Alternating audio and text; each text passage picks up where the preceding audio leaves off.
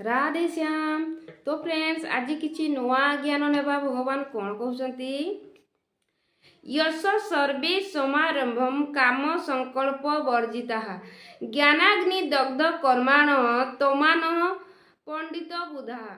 हे अर्जुन यश सर्वे समारंभ जो पुरुष द्वारा संपूर्णता सहित प्रारंभ करा जाइथिबा क्रिया जहाकू पूर्वरु कही आसिले जे कर्मरे अकर्म देखिबार क्षमता आसीगला परे कर्मर प्रभुत्व रहुथिबा पुरुषर संपूर्ण कर्म करिबार योग्यता थाए जहा करिबा द्वारा लेश मात्र मध्य त्रुटि न थाए।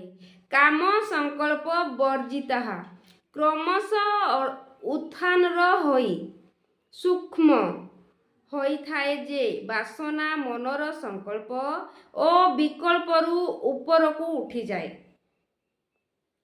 अर्थात कामना और संकल्प निरोध हेब मनरे विजिता अवस्था अटे। अतः कर्म एपरी एक वस्तु जहा एही मन को कामना एवं संकल्प विकल्परू ऊपर को उठाई दे थाए सेही अवस्थारे ज्ञानाग्नि दुग्ध कर्माण अर्थात अंतिम संकल्प र समन सहित जहाकू आम्बे जानी पारंती जहाकू जानिबा निमंते आम्बे इच्छुक थिले सेही परमात्मा को प्रत्येक बोध होइथाए।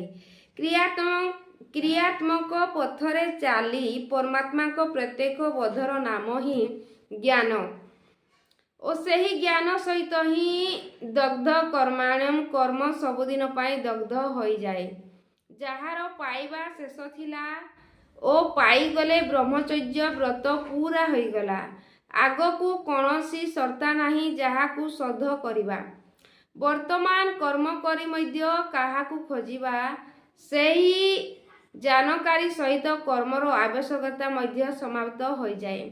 एपरि स्थिति संपन्न पुरुष को ही बोध स्वरूप महापुरुष माने पंडित नाम संबोधित कले और तांकर जानकारी पूर्ण एपरि परिस्थिति युक्त महापुरुष कौन करिथांती से किपरि रहुथांती तांकर जीवनचर्या उपरे कहउचंती त्यक्ता कर्म फला संग नित्य तृप्त निराश्रय कर्मण्य विप्रवृतपि नैव किंचित करति स। हे अर्जुन सेही पुरुष सांसारिक आश्रय रहित होई नित्य वस्तु परमात्मा को ही तृप्त रही कर्म फल परमात्मा को आसक्ति हूँ मध्य त्याग करि दियंती कारण परमात्मा मध्य वर्तमान भिन्न नुहे एपरि महापुरुष कर्म भल रूपरे करुथिले मध्य सेही किछि करुनाहांती।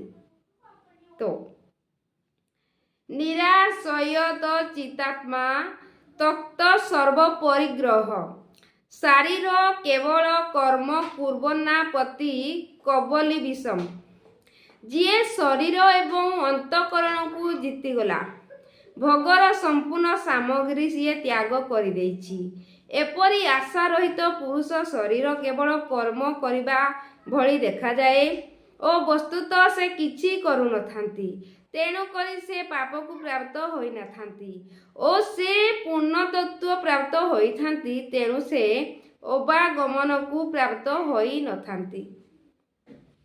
तो फ्रेंड्स आपण को केमिति लागुची सुनिबा पाई आपण कमेंट करंतु कमेंट कले मते बहुत भलो लागिबो और पढिबा पाई आहुरी इच्छा प्रकाश हो सेति पाई।